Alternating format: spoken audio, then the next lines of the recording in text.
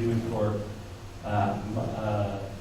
more percentage of trees that are fruiting, you find the same pattern, and it holds for all the different sizes of trees. So again, it's a very good indicator that if you measure it on different ways, you do find it on Sumatra, there's just more food available.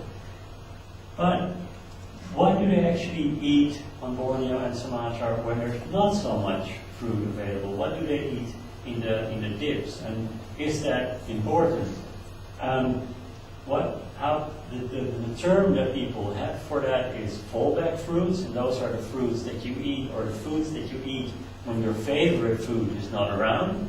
And on Sumatra, and to a certain extent in Borneo at some sites, those are fig fruits. And the reason why figs are available is that they're basically different than a lot of the other fruit species. In general, you saw that spiky pattern on Sumatra, but if you would plot fig fruit availability, it's fairly stable. It doesn't vary that much. So there's always a fruit tree with figs available for an orangutan in some of the sites where these trees occur, and especially so on Sumatra. So when their preferred fruits are not there, they'll move back to the figs. On Borneo, figs are a lot more rare, so they have to resort to the bark stuff and the vegetable matter, which has very few calories in it. And so why are figs such an important source of food? It's because when you have a big tree with figs, there is a lot of figs in there. Orangutans can be in one of these, what they call stranding figs, and they call them stranding figs because the fig seed is dropped by a bird or an ant to the top of the tree. They slowly climb down and they strangle the host. And in the end, if you're lucky and the fig is lucky, the whole center of the tree is gone, and it's a beautiful sort of hollow tree that you can walk into and look up, and there might be bats living in there. It's really pretty fascinating. And here the host tree is still alive. But these trees can have more than 100,000 fruits. They can have more than 15, 16 orangutans in them, and they can stay there for about 20 days. So we always called them party figs because it was great for the orangutans. It was great for us because we didn't have to search. You just walk to a big fig tree, you stand there all day, and you get beautiful data. And there's a lot of hornbills, there's a lot of other primate species, lots of birds. So it's one of the most amazing things, for me at least, to see in the tropical rainforest, because there's so much animals around and everybody's making their noises and feeding all day. And it's just beautiful. As I said, the energy content of these figs is not very high, but because there's so many of them and they can really have a very high feeding rate, they still get a lot more energy than when they would have to eat bark. So we thought, well, if figs are so important, are they also important for orangutan density? And yes, they are. On Sumatra, if you plot orangutan density against the number of density of figs in an area, you find a reasonably nice correlation.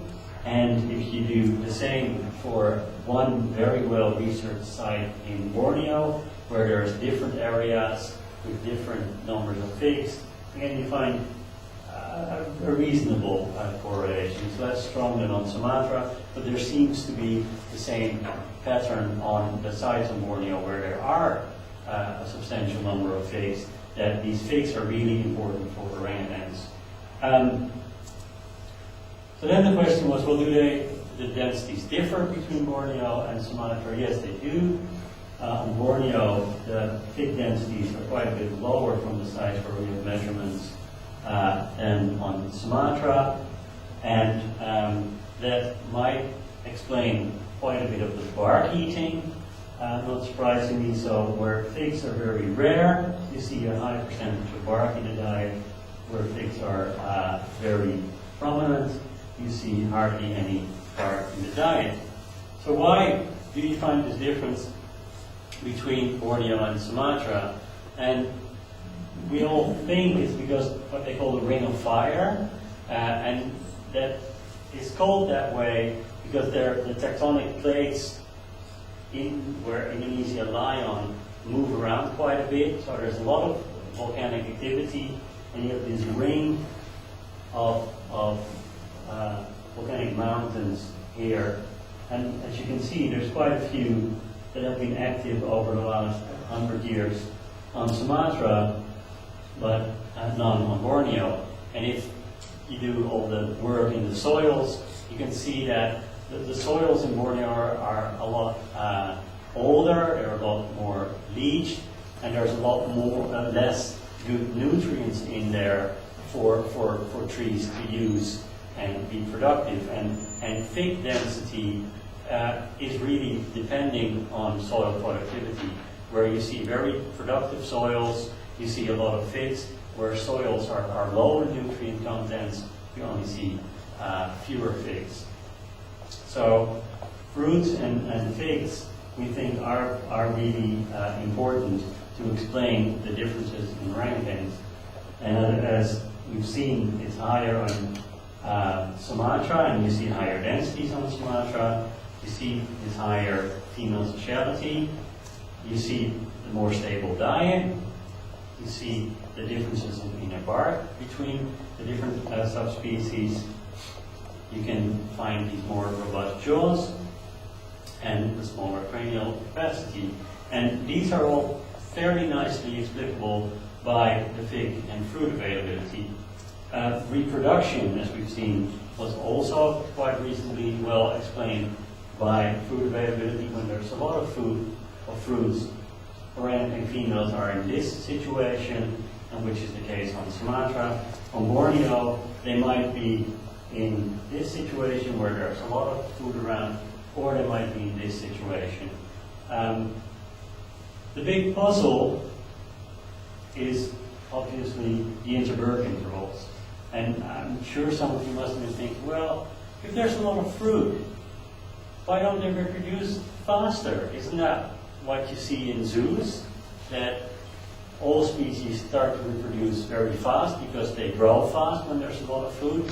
So why then would you see such slow development on Sumatra instead of fast development? Because there's more food.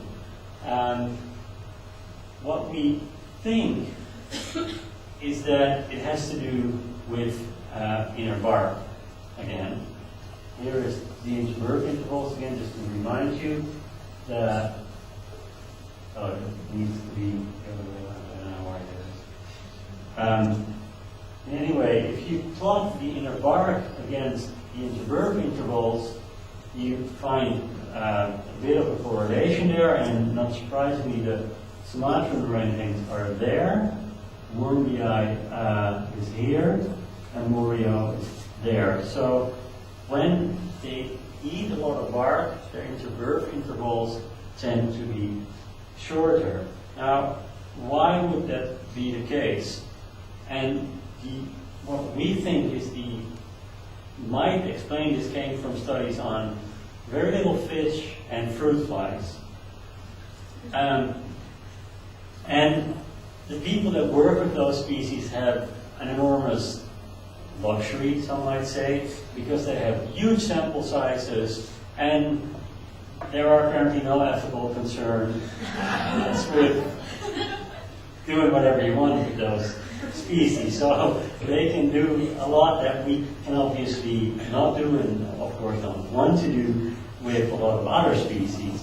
And what they tell us is, listen, if you have a high mortality, an extrinsic mortality, it means that if you have two aquariums and you have fish in here and you pick a lot of fish out of there and kill them before they reproduce, and here you let them live for a long time, then you see that where you pick them out all the time, they start to speed up their life history.